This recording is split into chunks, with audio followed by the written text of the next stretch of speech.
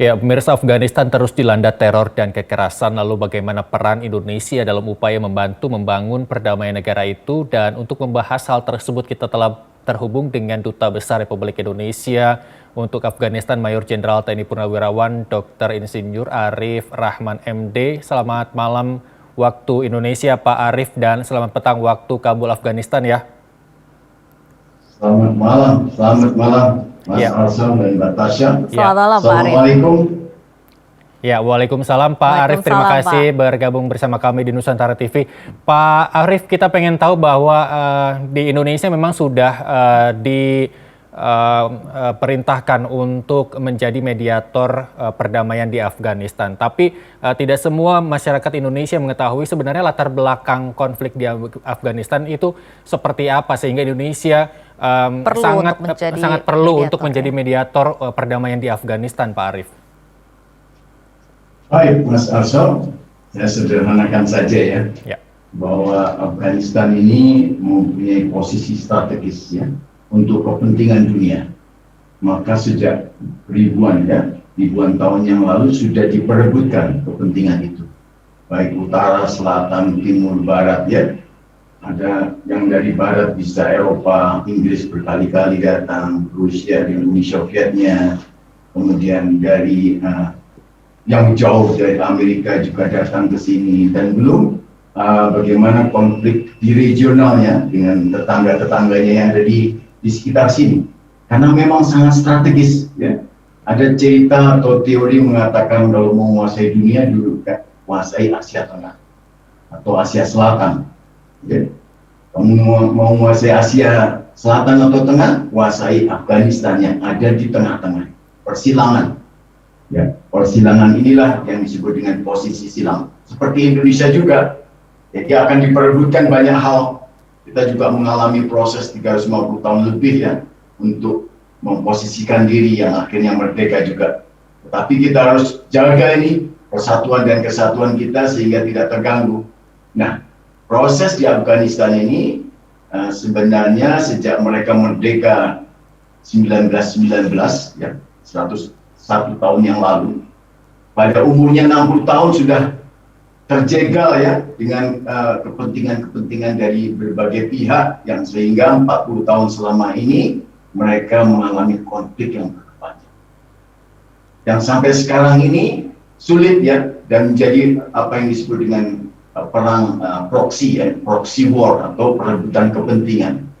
Kira-kira sederhananya begitu, Mbak. Maka semua pihak ini tentunya harus menjaga diri bagaimana proses perdamaian ke depan ini yang kita juga sudah memulai sejak 10 tahun yang lalu, Mbak. Ya, dengan pendekatan ulama dan agama budaya ini memproses perlahan-lahan bagaimana kita sebagaimana bersahabat ya, negara yang punya hubungan kerjasama bilateral, tentunya terus menjaga hubungan baik ini. Tapi sejak 4 atau 3 tahun yang lalu, setelah Bapak Presiden Ashraf Ghani datang ke Jakarta, minta Indonesia meningkatkan perannya. Oleh sebab itu, setelah itu Ibu Menlu datang ke sini, Bapak Presiden Ashraf Ghani minta supaya Indonesia lebih duduk pada apa yang disebut peace building. Dan kita buatlah capacity building, pendekatan-pendekatan yang kaitannya pada agama dan budaya. Ya. Ada kekhususan lagi tentang perempuan dan ulama dan agama. Tetapi semua bidang, semua level sebagaimana bilateral kerjasama, kita telah lakukan itu. Dan inti dari atau puncak dari pendekatan ulama itu, kita telah bisa mempertemukan ulama Afghanistan dan Pakistan pada trilateral ulama di Bogor, yang itu memberikan fondasi ya untuk perdamaian. Bagaimana harusnya, dan kita melakukan apa yang disebut soft power diplomasi. Soft power diplomasi itulah yang kita kemudian mencapai menuju kepada penyelesaian harus dilakukan dengan negosiasi. Soft power itu memberi keseimbangan atas keadaan-keadaan yang hard power. Alhamdulillah pada akhirnya 11 September, 12 September tahun ini, Taliban dan pemerintah telah duduk dalam negosiasi dan sekarang dalam proses yang terus-menerus. Mudah-mudahan ini titik terang pintu gerbang perdamaian, insya Allah. Iya, memang konflik antara pemerintah dengan juga Taliban ini memang telah berlangsung secara bertahun-tahun dan seperti yang Anda katakan tadi, Pak, bahwa Afghanistan ini memang berbatasan langsung atau dikepung oleh negara-negara di sekitarnya dan juga banyak sekali negara-negara yang ingin menguasai Asia, begitu ya, harus menguasai Taliban terlebih dahulu. Nah, ini bagaimana pengaruh dari negara lain memperbesar konflik di dalam Afghanistan sendiri? Ya, Mbak Tasya, dalam perebutan kepentingan itu kan bisa segala cara dilakukan, ya. Bagaimana mempengaruhi semua aspek kehidupan, ya. Nah, itu terjadi 40 tahun yang lalu atau sampai sekarang ini banyak hal-hal yang berkaitan dengan hard war, ya, konflik bersenjata. Itulah yang mendatangkan proses balas-membalas, ya. Dan orang Afghanistan ini punya karakter sejak dulu. Kalau mereka itu diganggu seperti spon, Pak. Semakin keras diganggunya, semakin keras juga itunya loncatannya.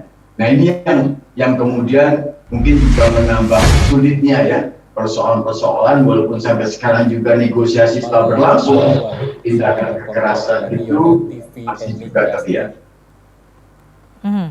Ya, baik Pak, terkait dengan rencana Indonesia jadi mediator, Pak Arief, kita juga perlu mengetahui bahwa apa sebenarnya yang melatar belakangi Indonesia sangat ingin menjadi mediator perdamaian di Afghanistan, Pak Arief? Ya, Mas Asral, bukan maunya kita yang mau menjadi mediator, ya. Kita itu sebagaimana panggilan amanah konstitusi itu berkewajiban ikut dalam ketertiban dunia. Ini panggilan tugas, ini permintaan dari Afghanistan, Presiden Ashraf Ghani pada waktu di Jakarta. Kita tidak pernah merasa atau bisa melakukan sebagai mediator, ya. Tetapi itu diminta. Kita juga tidak artinya tidak kemudian, saya mediatornya, enggak, ya. Selama ini kita sangat berhati-hati. Kita lebih baik disebut sebagai fasilitator, membantu, mendukung, membangun atmosfer perdamaian atau peace building, ya. Nah, kebetulan pada awal dari proses perjanjian antara Amerika dan Taliban diperlukan mediator. Ada 5 negara, ya, yang dipilih, baik ada yang dari Asia, dari Eropa, dari Amerika. Jadi ada Jerman, ada Norwegia, ada Uzbekistan, ada Qatar, ya, ada Indonesia. Indonesia masuk dalam 5 sebagai mediator. Ya, mungkin juga belum bisa dikatakan mediator, ya. Kalau nanti mereka betul-betul sudah mensepakati, oke, kami membutuhkan mediator itu, maka kita juga akan berlaku bagaimana sebaik-baiknya menjadi mediator yang adil, ya, yang balance, yang dibutuhkan. Jadi bukan kita yang minta mau saya menjadi mediator, tidak, Mbak. Ya, kita tidak pernah meminta itu. Tetapi ini panggilan tugas dan ini permohonan dan permintaan Bapak Presiden. Demikian juga dari pihak Taliban juga yang meminta, mengkomunikasikan bagaimana kalau Indonesia bisa berlaku. Adakah alasan, Iya Pak, adakah alasan khusus mengapa Indonesia menjadi satu dari 5 negara yang merupakan mediator atau menjadi fasilitator perdamaian di Afghanistan tersebut, Pak? Iya. Jadi memang sejak awal saya katakan sedikitnya 10 tahun yang lalu melalui pendekatan ulama yang MUI dengan Nahdlatul Ulama, dengan Muhammadiyah, dengan ormas-ormas agama yang lain itu telah berdatangan ke Afghanistan, diundang, dan ulama Afghanistan ke Indonesia dalam beberapa konferensi, ya. Bahkan seperti hubungan untuk pemberdayaan wanita sejak 2013 sudah ada MOU-nya, ya. Dan bahkan ulama Afghanistan juga ingin punya Nahdlatul Ulama seperti Indonesia, ya, yang artinya kebangkitan ulama. Maka di sini juga ada istilah kebangkitan ulama Afghanistan yang ingin mereka sebagaimana agama Islam di Indonesia, ya, orang sebut-sebut sebagai Islam yang berpedoman kepada apa yang disebut dengan Madinah Charter, ya, piagam Madinah, ya, yang penuh dengan rahmatan lil alamin, nggak seperti itu.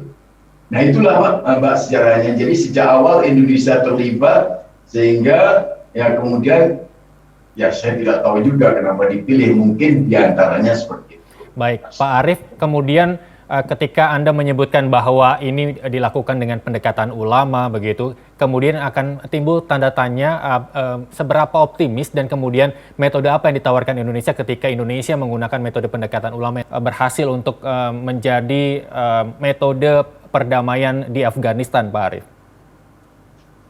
Ya, Mas, asal mungkin optimis itu tidak tergesa-gesa kita katakan ya, awalnya dengan positive thinking. Ya, kenapa? Karena melalui soft power diplomasi ini ada hal-hal yang melatar belakangi. Misalnya ada teori mengatakan soft power currencies namanya itu, harus ada yang berkaitan dengan beauty. Beauty itu ada nggak kesamaan-kesamaan kita dengan Afghanistan? Misalnya kesamaan ide. Oh iya, banyak hal yang kaitannya latar belakang agama, Islam, Indonesia mayoritas Islam. Jadi ide-ide itu tidak jauh dari kebudayaan. Kemudian kesamaan dalam tujuan, ya. Tujuannya tentunya setiap negara pengen seperti Indonesia, seperti Afghanistan, merdeka, mandiri, maju, ya, sejahtera, ya. Dan kalau mungkin agama Islam itu tertib dengan agamanya, ya. Kemudian yang ketiga, visinya, kesamaan visinya, ya visi dari satu negara pasti menuju kesejahteraan rakyatnya, dan ada sebab akibatnya, ya. Nah, sebab konfliknya itu pada waktu awal ada satu dewan perdamaian Afghanistan yang datang ke Indonesia, kita antar ke Aceh, kita melihat, kita melakukan proses yang sama, bagaimana konflik itu bisa diakhiri dengan solusi, dengan perdamaian, dengan damai, karena memang sama kasusnya, mirip lah. Nah, ini ada kesamaan sebab akibat. Dan kemudian Afghanistan tentu juga melihat dari apa yang disebut brilliant. Ya. Brilliant itu Indonesia punya nggak kemampuan untuk itu? Ya, ya tentu kita banyak hal di dunia internasional, baik regional, ASEAN kita kuat, kita selalu menjaga persatuan dan kesatuan, ya, toleransi di antara bernegara, itu regionalnya. Internasional kita sudah banyak mengirim kontingen-kontingen perdamaian, ya, ke seluruh dunia, ya. Dan itu dinilai berhasil, punya kemampuan, punya modalitas itu, ya. Dan yang ketiga, teori itu mengatakan ada benignity. Indonesia ini punya kebaikan-kebaikan yang tentunya hampir sama, karena akhlaknya, adat istiadatnya, ya, sopan santunnya itu dinilai menyejukkan, ya, tidak jauh berbeda. Nah, kemudian ini meningkat dalam 10 tahun, sampai kemudian kita menawarkan pada pertemuan negara-negara Islam dengan Presiden Trump, Bapak Presiden Joko Widodo menawarkan bagaimana kalau hard power yang ada sekarang ini diimbangi dengan soft power. Ya. Untuk apa? Supaya soft power ini membalance, ya, memberikan keseimbangan atas keadaan-keadaan yang terus keras terjadi, hard power. Iya. Ya, maka kemudian, nah, Indonesia lebih mendekatkan diri pada hal-hal yang agamis, ya, yang budayis, ya, budaya gitu, ya, yang kaitannya dengan akhlak, dengan kehidupan sehari-hari. Kita ajak ke Indonesia, kita ajak ke Jogja, kita ajarin apa itu Pancasila, apa itu Bhinneka Tunggal Ika, apa itu Sumpah Pemuda, ya. Lama-lama dia mengerti, oh iya, ini hal yang penting yang punya kesamaan dan kelebihan-kelebihan yang mungkin bisa diterapkan, dan alhamdulillah itu dirasakan oleh masyarakat Afghanistan. Ya. Bahkan Nahdlatul Ulama sekarang itu, Mbak, sudah ada di sedikitnya 22 provinsi, dan ada 6.000 ulama di Afghanistan itu yang mengenal, ya, prinsip-prinsip yang disebut dengan rahmatan lil alamin, ya, yang sering kita sebut sebagai yang balance, yang tolerans, yang partisipan, yang berkeadilan. Nah itu merata kemana-mana gitu. Dan itu mereka haus akan itu, kebutuhan itu, walaupun ini sebenarnya sifat yang universal bagi setiap orang Islam. Ya, tapi karena keadaan itu penyajian selalu hard power, maka dirasakan mungkin yang lebih mengenal cara-cara itu. Dan itu tidak berakhir ya, terus menerus. Nah, sudah capek lah, artinya sudah dirindukan perdamaian itu. Mudah-mudahan bersamaan dengan keinginan masyarakat dan kepentingan dunia juga sangat mendukung sekarang, Mbak. Ya, pertemuan Jenewa kemarin, tanggal 20 atau 23, 24 November itu, dunia betul-betul mengajak, ayo sama-sama kita menyelesaikan Afghanistan ini dengan sebaik-baik penyelesaian. Begitu, Pak. Sudah rindu dengan perdamaian, dengan suasana damai begitu ya Pak Arief. Nah, memang Indonesia sudah dikenal di dunia internasional akan keberhasilannya menjadi fasilitator ataupun mediator untuk perdamaian begitu. Tetapi kita juga jangan lupa Pak Arief bahwa di Indonesia sendiri sebenarnya ini banyak sekali juga konflik internal. Nah, ini di level domestik bagaimana Anda melihat keberhasilan Indonesia dalam menjadi mediator konflik di negara sendiri, Pak Arief? Ya, Mbak. Jadi tidak dalam proses kita sekarang kan mau memproses diri kita menuju 100 tahun ya, menunjukkan kepada dunia bahwa Indonesia mampu nanti di umurnya 100. Visi Indonesia Emas 2045 ini memang harus bersiap-siap untuk lebih keras membangun wawasan kebangsaan yang lebih kuat, ketahanan nasional yang lebih solid ya, dan kemudian apa yang disebut dengan wawasan kebangsaan itu memahami atas diri kita sendiri.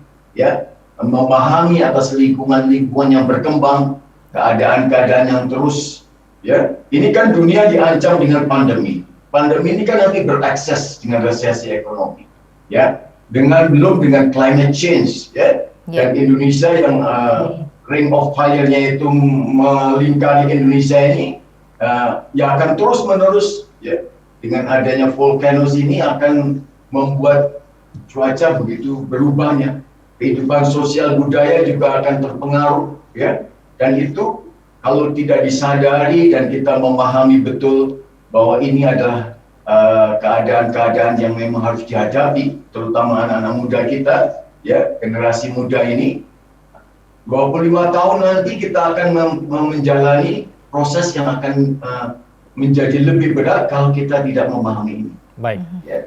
Ya mudah-mudahan ini ujian lah, mau naik pangkat, mau naik tingkat ya, mau menuju 100 tahun, kita mesti siap-siap semuanya memahami atas kebersamaan kita, kebersatuan kita ya. Bhinneka Tunggal Ika kita sedang diuji gitu misalnya, tapi kan tidak sampai seperti itu. Baik, terima kasih Pak Arief. Kita percayakan misi ini pada pundak Kedutaan Besar Indonesia untuk Afghanistan, tentunya di tangan kepemimpinan Anda, begitu Pak Arief ya. Kita harapkan tidak ada negara-negara yang berupaya untuk mencegal semua negara yang mempunyai misi untuk mendamaikan konflik internal di Afghanistan, Pak Arief ya. Pak Arief, terima kasih telah bergabung bersama kami di Nusantara TV.